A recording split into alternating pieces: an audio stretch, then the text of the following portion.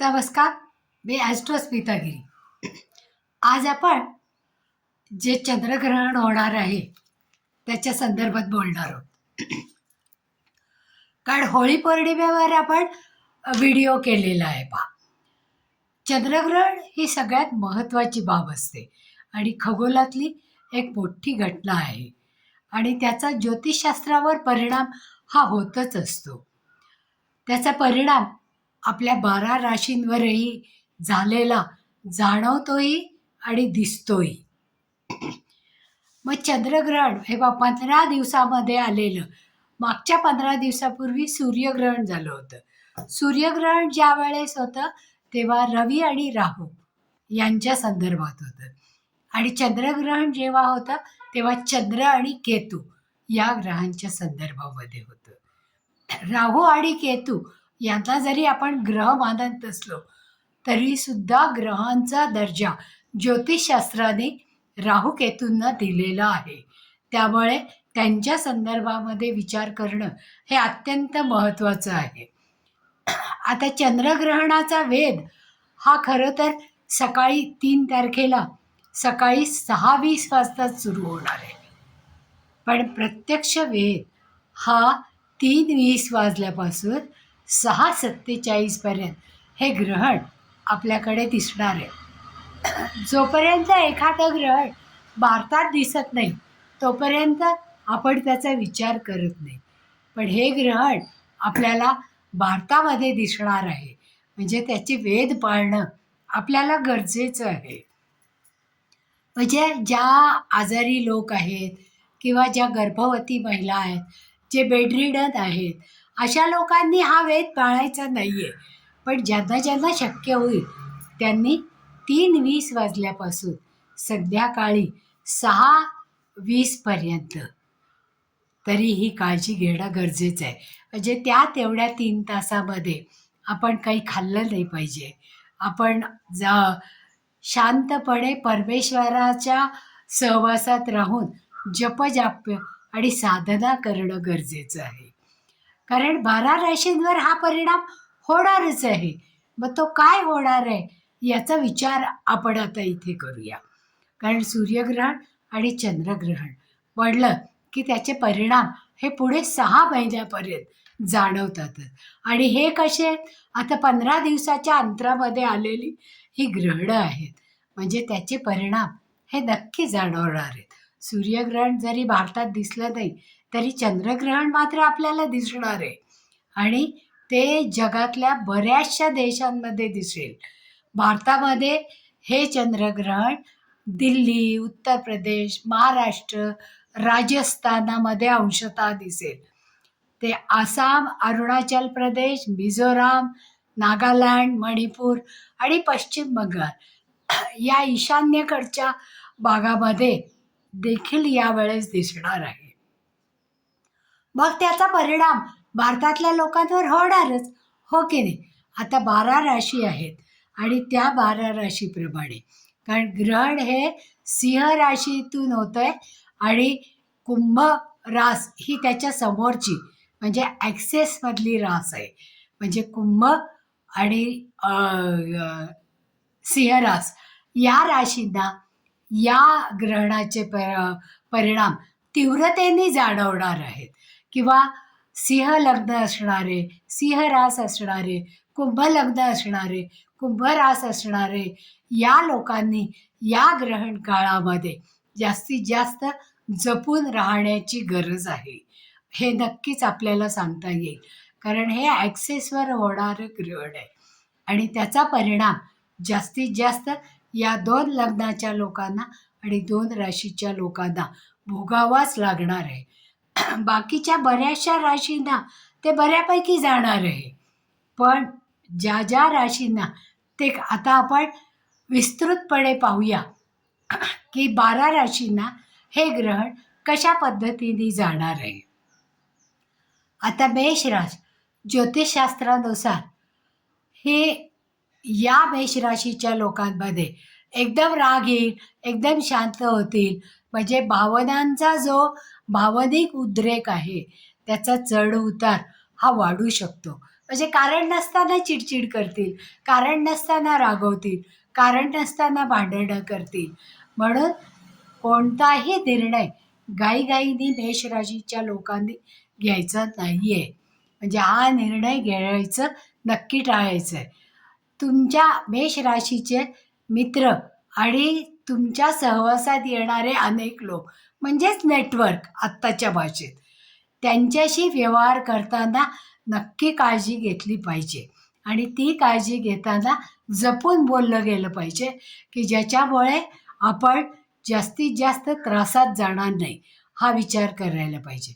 आता उपायासाठी मेषराशीच्या लोकांनी चंद्राचा जप तर करायलाच पाहिजे. त्याप्रमाणे त्यांच्या नक्षत्राचा जप करायला पाहिजे, राशीचा जप करायला पाहिजे, नक्षत्र देवतेचा जप करायला पाहिजे.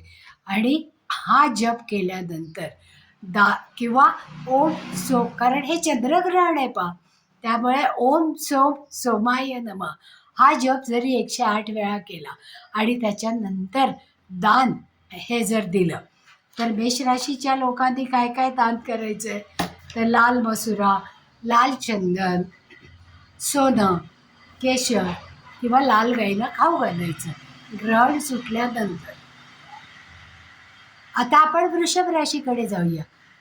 वृषभ राशी ज्योतिषशास्त्रानुसार करिअर आणि प्रतिष्ठा हे लोक खूप कष्ट करणारे असतात पहा. आणि मग हे कष्ट करताना ते मागचा पुढचा विचार करत नाहीत. तर यांनी करिअरमध्ये आणि प्रतिष्ठेमध्ये त्यांच्या अचानक बदल होईल. कारण वरिष्ठांचे मतभेद होतील. कारण ग्रहण काळ आहे पहा, मानसिकता बिघडणार आहे. आणि ही मानसिकता जर कामाच्या ठिकाणी बिघडली तर वरिष्ठांची मतभेद होणारच आहेत. आणि ते मतभेद टाळण्यासाठी आपण स्वतःवर संयम बाळगणं हे अत्यंत गरजेचं आहे या काळामध्ये. म्हणजे पिरियड किती छोटा आहे पहा, की करीचा दिन, ग्रहणाचा दिन आणि आदल्या दिवशीचा हुताशनी होळीचा पौर्णिमेचा दिवस. या 3 दिवसामध्ये तुम्ही तुमच्या मनावर संयम ठेवणं अत्यंत आवश्यक आहे, की ज्याच्यामुळे तुमचा क्रोध वाढणार नाही आणि त्याचा परिणाम दीर्घकाळ होईल. कारण वरिष्ठ नाराज झाले की त्याचा परिणाम भोगावाच लागतो. मग तो परिणाम भोगायला लागू नये म्हणून जास्तीत जास्त काळजी घेणं हे गरजेचे आहे. आता दान काय करायचं वृषभ राशीच्या लोकांनी, तर तूप, तांदूळ, पांढरे तीळ किंवा पांढऱ्या वस्तू, पांढरे वस्त्र, मोती अशासारख्या गोष्टींचं दान करणं हे गरजेचं आहे. आता तिसरी रास आहे मिथुन. आता मिथुन राशीच्या लोकांना परदेशी प्रवास किंवा उच्च शिक्षणाच्या संदर्भामधल्या बाबींमध्ये जर प्रयत्न करत असाल तर तिथे मात्र गोंधळ होऊ शकतो. म्हणून त्यावेळेस आध्यात्मिक उपासना, विचारसरणीमध्ये बदल होऊ शकतो.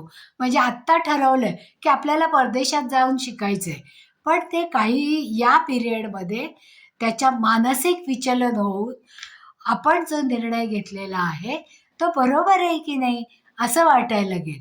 मग अशा वेळेस त्याच्यावर आपण शांतपणे विचार करून आपल्या ज्येष्ठांचं मत हे विचारायला पाहिजे. कारण हा चंद्र जरी मिथुन राशीच्या लोकांना फेवरेबल असला तरीसुद्धा त्यांना अशुभत्व हे भोगावंच लागणार आहे. तर त्या अशुभत्वासाठी त्यांनी काही दान करणं गरजेचं आहे. आता बुधाचं दान म्हणजे काय आहे, काशाच्या वस्तू आहे. रोख पैसा हा बुधाच्या अंडर येतो. म्हणजे त्या दिवशी ग्रहणाचं दान म्हणून रोख पैसे, हिरवे बोग, पाचू या शंख यासारखं दान जर केलं तर त्याचा परिणाम हा जास्त चांगल्या पद्धतीने तुम्हाला झालेला दिसून येऊ शकेल. आता कर्करास ज्योतिषशास्त्रानुसार आर्थिक बाबीच्या उलाढाली करण्यामध्ये सगळ्यात जास्त किंवा गुंतवणूक करणारी रास आहे. तर त्यांनी या काळामध्ये म्हणजे ग्रहणाचा आधीचा दिवस ग्रहणाचा दिवस आणि ग्रहणानंतरचा दिवस, या 3 दिवसामध्ये अत्यंत काळजी घेणं आणि सावधपणे निर्णय घेणं गरजेचं आहे. गुंतवणूक करताना 3-3दा विचार करा आणि भावनिक गोष्टींमध्ये अडकून निर्णय घेण्यापेक्षा प्रॅक्टिकल विचार करा. नातेसंबंधामध्ये जर लेनदेन करायची असेल तर ती लेनदेन करताना लिखापढी करूनच करणं गरजेचं आहे. भले कितीही जवळचा नातेवाईक असला तरीसुद्धा गुंतवणूक करताना तुम्ही या गोष्टींची खबरदारी घेणं अत्यंत आवश्यक आहे.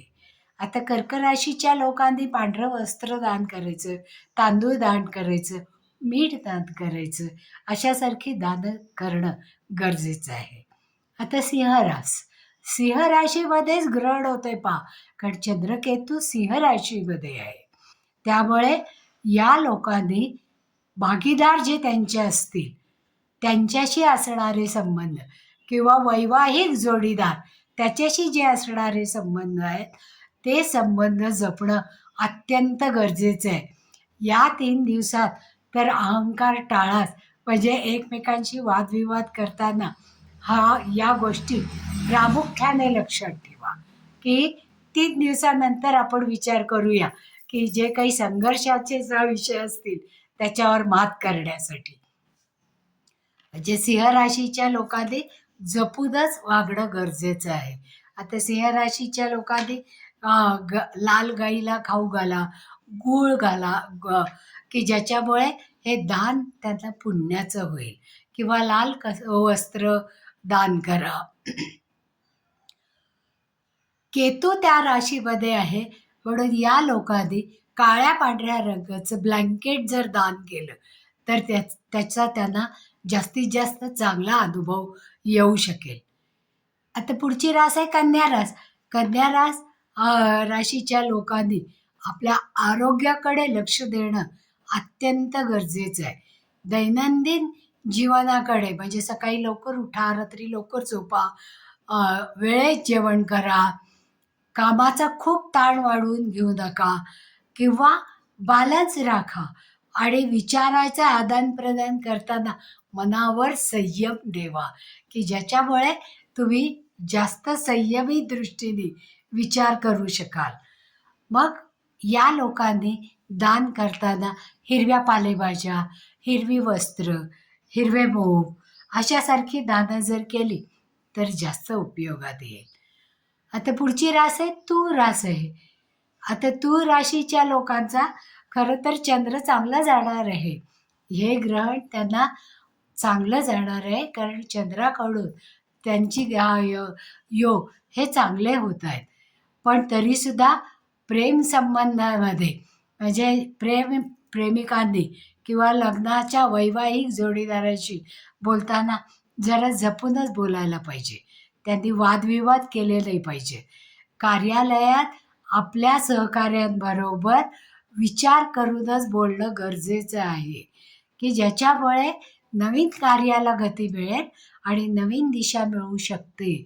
तर अशा या लोकांनी, म्हणजे तूळ राशीच्या लोकांना जरी ग्रहण चांगलं जाणार असलं तरीसुद्धा त्यांनी विचारानेच निर्णय घेणं गरजेचं आहे आणि वादविवाद हे टाळणं आवश्यक आहे.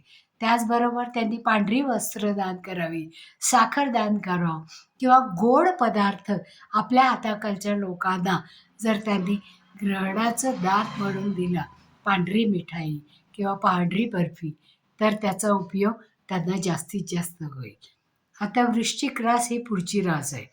आता वृश्चिक राशीच्या बाबतीत वृश्चिक राशीला सुद्धा हे ग्रहण बऱ्यापैकी चांगलं जाणार आहे. आता कुटुंबामध्ये काही निर्णय त्यांना अचानक घ्यावे लागतील. मग हे अचानक निर्णय घेताना तुम्हाला आईचा पाठिंबा मिळेल, पण त्यावेळेस आईचं मत हे ग्राह्य धरा आणि मालमत्तेच्या संबंधित ज्या प्रमुख बाबी असतील त्या विचारपूर्वक करा. म्हणजे कोणाशी तरी सल्लामसलत, आईशी तर सल्लामसलत कराच, पण त्याचबरोबर वरिष्ठ लोकांशी सल्लामसलत करा आणि मालमत्तेशी संबंधित ज्या प्रमुख गोष्टी तुम्हाला करायच्या आहेत त्या करू शकता. आता वृश्चिक राशीच्या लोकांनी लाल वस्त्र दान करावं किंवा लाल मसुरा दान कराव्यात किंवा लाल कपडा आणि लाल गाईला गूळ खाऊ घालावा, की ज्याच्यामुळे हे ग्रहण त्यांना जास्तीत जास्त चांगलं जाईल. आता धनुराशीच्या लोकांना हे ग्रहण गैरसमज वाढवणार आहे. मग ते नातेवाईकात असेल, घरच्या लोकांमध्ये असेल किंवा मित्रमैत्रिणींमध्ये असेल. म्हणजे संवाद साधताना या लोकांनी सावधगिरी बाळगणं आवश्यक आहे. त्यासाठी ते एखादी छोटीशी सहल करू शकतात. पण ती सहल करताना जेव्हा विचाराचं आदान-प्रदान होतं किंवा संवाद करायचा असतो, त्यावेळेस विचार करूनच संवाद करणं गरजेचं आहे. राशीच्या लोकांनी पिवळं वस्त्र दान करावं किंवा केळी दान करावी किंवा गूळ दान करावं, ज्याच्यामुळे हे ग्रहण त्यांना अत्यंत शुभ आणि चांगलं जाईल. आता मकर राशीच्या लोकांना, आता या राशीच्या लोकांना हे 3 ते 6 महिने आर्थिक चढ-उतार हा जास्त मोठ्या प्रमाणात जाणवणार आहे. त्यामुळे खर्चावर नियंत्रण आत्ताच ठेवणं गरजेचं आहे आणि आत्मविश्वास त्यामुळे कमी होण्याची शक्यता आहे. पण तो आत्मविश्वास जपून तुम्ही जर दानं करताना काळे वस्त्र दान करा, निळे वस्त्र दान करा, काळे तीळ, काळे उडीद अशासारखी दानं करा, हनुमान चालीसा म्हणा आणि त्याचा उपयोग मारुती स्तोत्र म्हणा. त्याचा उपयोग तुम्हाला पुढे येणाऱ्या आर्थिक अडचणीवर मात करण्यासाठी उपयोगाचा ठरू शकतो. आता पुढची रास आहे कुंभ रास. म्हणजे या कुंभ राशीच्या मध्ये ॲक्सेसवर होणारा परिणाम होणार आहे. म्हणजे त्यांच्या व्यक्तिमत्वामध्ये काहीतरी कमतरता जाणवण्याची शक्यता आहे. विचारसरणीमध्ये एकदम बदल होण्याची शक्यता आहे. म्हणजे मी हे करू का ते करू, तर मी हेच करणार आहे अशासारखे विचार ठाम होतील. त्यावेळेस महत्त्वाचे निर्णय घेताना मोठ्या लोकांचा विचार घ्या आणि त्याप्रमाणे काळजीपूर्वक निर्णय घेऊन त्याप्रमाणे वागा. त्याचा परिणाम तुम्हाला जास्तीत जास्त चांगला झालेला दिसून येईल. आता यांनी दान करताना उडदाची डाळ, उडदाचे वडे किंवा काळं पांढरं वस्त्र, चंद्राचा जप करा. कारण तो ॲक्सेसवर होणारी रास आहे. त्यामुळे याचे परिणाम दीर्घकाळ दिसून येतील आणि जे काही महत्त्वाचे निर्णय तुम्ही घेणार आहात ते जर चुकले तर त्याचा परिणाम 6 महिने भोगावा लागू शकेल. त्याच्यासाठी निर्णय घेताना वेळेतच निर्णय घ्या आणि तो चांगला निर्णय घ्या. आणि या लोकांनी पांढरं आणि काळं, कांबळं किंवा पांढरा काळा रंग अशासारख्या वस्तू जर दान दिल्या तर त्याचा उपयोग त्यांना जास्तीत जास्त होऊ शकेल. कुष्ठरोग्यांना दान करा, उडदाच्या वडे दान करा, त्याच्याबरोबरच पाणीही दान करा, की ज्याच्यामुळे हे ग्रहण त्यांना सुसह्य होईल. आता पुढची आणि शेवटची रास मीन आहे पहा. मग मीन राशीला मानसिक त्रास जाणवतो. मनामधल्या असणाऱ्या चिंता वर येऊ शकतात. जुन्या समस्या पुन्हा उद्भवू शकतात किंवा जुने आजार हे पुन्हा होऊ शकतात. मग अशा वेळेस त्यांना आध्यात्मिक जोड द्यायला पाहिजे. ध्यानधारणा आणि मेडिटेशन करणं अत्यंत आवश्यक आहे. त्यानुसार त्यांनी ते करायला हवं. कारण हे ग्रहण जर त्यांना चांगलं जावं असं वाटत असेल तर त्यांनी मेडिटेशन, योगा आणि ध्यानधारणा करणं आणि दानामध्ये होम हवन करून पांढऱ्या तीळ किंवा होमामध्ये पिवळी मोहरी याचं हवन करून सहवासात असणाऱ्या लोकांना किंवा देवस्थानच्या ठिकाणी केळी दान करणं हे त्यांना जास्तीत जास्त उपयोगाचं होईल. त्याचप्रमाणे गूळ, तूप याचं दान तर त्यांनी केलं किंवा पुष्कराजासारखं पुष्कराज हे रत्न जर दान केलं पिवळ्या वस्त्राबरोबर गुरुजींना, सच्छील गुरुजींना जर त्यांनी हे दान केलं तर हे ग्रहण त्यांना जास्तीत जास्त चांगलं जाईल. या 12 राशींवर होणारा परिणाम आता आपण पाहिला. आवडला असेल तर लाईक करा, सबस्क्राईबही करा आणि हीच माहिती तुमच्या मित्रमैत्रिणींपर्यंत, सगळ्या राशीच्या लोकांपर्यंत पोचावं असं वाटत असेल तर शेअरही करा. पुन्हा भेटूया नवीन असाच एखादा विषय घेऊन. धन्यवाद. आणि तुमच्या जर काही शंका असतील तर मेसेज करा की त्या आम्ही दूर करू शकू. पुन्हा भेटूया.